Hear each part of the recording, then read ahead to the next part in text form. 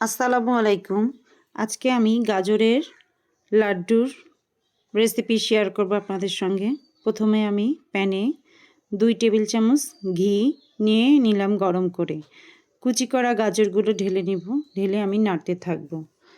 কিছুক্ষণ পরে আমি 1 কাপ চিনি দিব ও সামান্য লবণ দিয়ে আবারও নাড়তে থাকব। নাড়তে নাড়তে দেখা যাবে যে গাজর থেকে পানি বের হবে। ওই পানিটা যখন শুকিয়ে আসবে তখন আমি কিছু কুচি করা কাঠবাদাম, কাজু বাদাম, পেস্তা বাদাম দিয়ে আবারও নাড়তে থাকব।